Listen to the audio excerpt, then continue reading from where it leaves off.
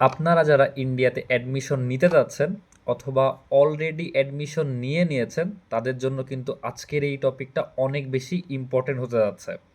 কারণ আপনারা কিন্তু প্রায়শই আমাকে একটা কোশ্চেন বারবার করে থাকেন, সেটা হচ্ছে, দাদা ইন্ডিয়াতে তো অ্যাডমিশন নিয়ে নিলাম, এখন হচ্ছে আমি বাড়ি থেকে কিভাবে প্রতি মাসে ইন্ডিয়াতে টাকাটা নিব। সো খুবই একটা ইম্পর্টেন্ট ব্যাপার এবং এটা নিয়ে অনেকেরই অনেক বেশি কোয়ারিজ আছে। তো চলেন আজকের ভিডিওটা শুরু করা যাক। আমাদের সবারই কিন্তু প্রতি মাসে শুধু পড়াশোনার খরচ না, পাশাপাশি হচ্ছে ঘোরাঘুরির খরচ বা হোস্টেল ফিজ অথবা মেডিকেল বা অনেক টাইপের খরচ থাকতে পারে যেটা আমাদের লাগে।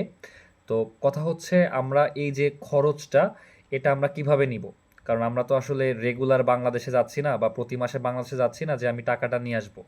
আর সবাই তো এমন না যে সবাই হচ্ছে কোনো একটা কাছাকাছি স্টেটে অ্যাডমিশন নিচ্ছেন। আপনি হয়তো দূর দূরান্তের অনেক ভালো ভালো ইউনিভার্সিটি অ্যাডমিশন নেবেন। তো সেই ক্ষেত্রে এই প্রবলেমটা আসে। তো এর সলিউশন কি? ওকে, আমাদের বেশিরভাগ যেটা হয়, অপশন আসলে দুইটা আছে। এক হচ্ছে আপনি আহ, যে ডলার যেটা আছে, আপনি ডলারের মাধ্যমে হচ্ছে কোনো ডুয়েল কারেন্সি কার্ড দিয়ে আপনি টাকাটা নিতে পারবেন বা ব্যাংকের মাধ্যমে নিতে পারবেন। বাট এই ক্ষেত্রে হচ্ছে যে চার্জটা থাকে, এই চার্জটা কিন্তু অনেকাংশেই বেশি থাকে এবং যে প্রসেসটা, এটা অনেক ক্ষেত্রে গার্জিয়ানের ক্ষেত্রে একটু কঠিন লাগতে পারে। তো সব কিছু মিলায়ে আপনার হচ্ছে আরেকটা যে অপশন আছে বা সেকেন্ড অপশন, এটা বেশিরভাগ ক্ষেত্রেই, বেশি স্টুডেন্টদের ক্ষেত্রেই হচ্ছে রিলায়েবল হয়। সেটা হচ্ছে মানি এক্সচেঞ্জের মাধ্যমে আপনি টাকাটা নেবেন। সো এটা কিভাবে নিতে হয়, সেটা হচ্ছে বর্ডারে যারা মানে মানি এক্সচেঞ্জার থাকে, তো তারা নর্মালি আপনি যখন যান ইন্ডিয়াতে, আপনি কিন্তু বর্ডারে আপনার যে টাকাটা আছে ওই টাকাটা দিলে তারা ওই টাকার ইকুইভ্যালেন্ট যে রুপি হয় আপনাকে ওই টাকাটা আপনারা দিয়ে দিবে। এখন কথা হচ্ছে আপনি তো রেগুলার বাংলাদেশে আসবেন না এবং বাংলাদেশ থেকে ফেরার সময় টাকা নিয়ে কনভার্ট করে নিয়ে যাবেন না। তাহলে আপনি যে মান্থলি যে এক্সপেন্স বা আপনার যে খরচটা বাড়ি থেকে নিতে হবে, এটা আপনি কিভাবে নেবেন? এখানে কিন্তু খুবই ইম্পর্টেন্ট একটা ব্যাপার আছে। সেটা হচ্ছে, আপনি যখন টাকা নেবেন আপনাকে কিন্তু অনেক বেশি কেয়ারফুল থাকতে হবে। কারণ আহ, যদি যে সোর্সের মাধ্যমে আপনি নিচ্ছেন বা যে মানি এক্সচেঞ্জারের কাছ থেকে আপনি টাকাটা নিচ্ছেন, এরা যদি অথেন্টিক না হয় আপনি কিন্তু অনেক ধরনের প্রবলেমে পড়তে পারেন। অ্যান্ড আমি কয়েকটা রিয়েল টাইম এক্সাম্পল আপনাকে বলতেছি, যেগুলো হয়তো আপনি জানবেন না এবং এটা নিয়ে কনসাস থাকবেনও না। তাহলে আমার নিজের সাথে ঘটেছে একটা ফার্স্ট কথা বলি। আহ, অনেকেই যেটা করে হচ্ছে ফার্স্টে একটু বেশি রেটের কারণে অনেক সময় হচ্ছে দেখা যাচ্ছে অত ট্রাস্টেড কোনো সোর্স বা মানি এক্সচেঞ্জের কাছ থেকে টাকা না নিয়ে মানে আননোন কারো কাছ থেকে বা নর্মাল কারো কাছ থেকে নিয়ে নেয়, সেক্ষেত্রে অনেক ক্ষেত্রে অনেক প্রবলেম হতে পারে। আমি যখন ফার্স্টের দিকে আসছিলাম ইনিশিয়ালি, আমি একটা কাজ করেছিলাম, আমি পরিচিত একটা ভাইয়ের কাছ থেকে শুনছিলাম যে কোথা থেকে আমি টাকা নিতে পারি। তো আমি টাকা নিয়েছি এবং নেওয়ার পর ভালো একটা অ্যামাউন্ট ছিল, প্রায় 4,500 থেকে 5,000 টাকার মতো আমার অ্যামাউন্ট আমার অ্যাকাউন্টে। তো হঠাৎ করে দেখি যে আমার টাকাটা জিরো দেখাচ্ছে এবং যে টাকাটা ছিল ওই অ্যামাউন্টটা আছে কিন্তু হোল্ডে আছে। এখন ওইটা ক্রাইম ব্রাঞ্চ থেকে হোল্ড করে দিছে। আমি গেলাম, যে ওদের কল সেন্টারে কল করলাম, কথা বললাম যে কেন এটা হলো।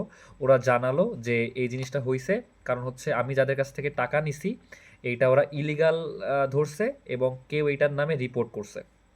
তো এটা কিন্তু খুবই একটা কমন ব্যাপার এবং এটা নিয়ে যখন আমি আমার ফ্রেন্ড এবং সিনিয়রদের সাথে কথা বললাম, তারা বললো এটা শুধু আমার সাথে এই যে ফার্স্ট হচ্ছে এমন না, এরকম কিন্তু অনেকে এরকম ঝামেলায় আগে পড়েছে। তো যেটা হয় যে অনেক ক্ষেত্রে আমি এটাও শুনেছি যে আপনি যাদের কাছ থেকে টাকা নিচ্ছেন তারাই হচ্ছে আপনার পরবর্তী আপনাকে টাকা দেওয়ার পরে ওই টাকাটার উপরে একটা রিপোর্ট করে দিবে। এখন কথা হচ্ছে তাতে তাদের লাভ কি? কারণ তারা তো আপনাকে টাকাটা দিয়ে দিচ্ছে। তাদের লাভটা হচ্ছে আপনাকে যখন এরা রিপোর্ট করে দিচ্ছে, আপনার টাকাটা যখন হচ্ছে হোল্ড করে রাখতেছে, আপনার কিন্তু আবার টাকার দরকার হচ্ছে, তখন আপনি তো আসলে বুঝতেছেন না যে আসলে ঝামেলাটা কে করছে। আপনি কিন্তু তখন হচ্ছে আবার তাদের কাছে যাচ্ছেন, তাদের বলতেছেন আমার টাকা লাগবে, আপনি টাকা পাঠান। সো ব্যাপারটা হচ্ছে এমন। সো অনেক টাইপের প্রবলেম হতে পারে, এরকম অনেকেই ঝামেলায় পড়তেছে। সো আমি বলবো যে দুই এক পয়সা বা অল্প কিছু টাকার জন্য আপনি যদি হচ্ছে একটা ভালো রিসোর্স বা কোনো ভালো সোর্স থেকে টাকা না নিয়ে নর্মাল কোথা থেকে হচ্ছে মানি এক্সচেঞ্জ করেন বা টাকাটা নেন, সেক্ষেত্রে কিন্তু আপনি একটা ভালো একটা ঝামেলায় পড়তে পারেন। সো এইটাতে কিন্তু আপনাকে কেয়ারফুল থাকতে হবে। সো আপনাকে খুবই কেয়ারফুল থাকতে হবে যে আপনি যে সোর্স বা যে মানি এক্সচেঞ্জারের কাছ থেকে টাকাটা নিচ্ছেন তিনি অথেন্টিক কিনা এবং মানে তার কোনো ব্যাড রিপোর্ট আছে কিনা, এবং আপনাকে কিন্তু কেয়ারফুল থাকতে হবে। কারণ বেশিরভাগ ক্ষেত্রেই হচ্ছে 200-500 টাকা বাঁচাতে যে উল্টে কিন্তু আপনার অনেক বড় ক্ষতি হয়ে যাচ্ছে। আপনার যদি এত বড় একটা অ্যামাউন্ট কখনো হোল্ড করে দেয়, তখন এই জিনিসটা কিন্তু আসলে সলভ করা যায় না। স্টিল আমি যে ঝামেলাটায় পড়েছিলাম, আমার সমস্যার কিন্তু এখনও সলভ হয় নাই। আমার ওই জিনিসটা এখনও ওইভাবেই হোল্ডে আছে। আমি কিন্তু ক্রাইম ব্রাঞ্চেও গেছি, ব্যাংকেও গেছি, কিন্তু আমার ওইটার এখনও কোনো সলিউশন আসে নাই, এবং সলিউশন না আসবে এইটার সম্ভাবনাই বেশি। সো আমি কিন্তু আপনাকে বলতেছি, আমার এই অ্যামাউন্টটা ছিল 4,500 থেকে 5,000 টাকা মতো। এই অ্যামাউন্টটা যদি 15,000 থাকতো, তাহলে আমার পুরো টাকাটা 15,000 ধরেই মানে হোল্ড হয়ে যেত, বা 1,00,000 থাকলে 1,00,000 ধরেই হোল্ড হয়ে যেত। সো আপনারা বুঝতে পারতেছেন ব্যাপারটা কিন্তু কত বেশি গুরুত্বপূর্ণ। তো যাই হোক, আমি যাই হোক পরে অনেক ব্যাপারটা বুঝেছি। আমি এখন যাদের কাছ থেকে টাকাগুলো নেই, এরা সবাই অথেন্টিক। সো আমার এখন এই প্রবলেমগুলো হয় না, বাট ইনিশিয়ালি আমি এই ভুলটা করেছি, যে কারণে আমি এই ব্যাপারে আরও বেশি সিরিয়াস হয়েছি। তো আমি আগে থেকে আপনাদের এই ব্যাপারটা জানায় রাখলাম, যাতে আপনারা এই ব্যাপারে কেয়ারফুল থাকেন। কারণ অ্যাডমিশন নেওয়ার আগে কিন্তু অনেক ব্যাপারই থাকে, নতুন পরিবেশে আসতেছেন, সব কিছুই নতুন। তো যাই হোক, এই আলোচনাটা ছিল, আমার কাছে মনে হয়েছে সবাই এটা নিয়ে অনেক বেশি কোয়ারিজ করে এবং খুব একটা ইম্পর্টেন্ট ব্যাপার। তো আপনাদের এই আপডেটটা দেওয়া ছিল। আর যে ব্যাপারটা এখন কিন্তু হচ্ছে অলরেডি জুন মাসের প্রায় 10 তারিখ।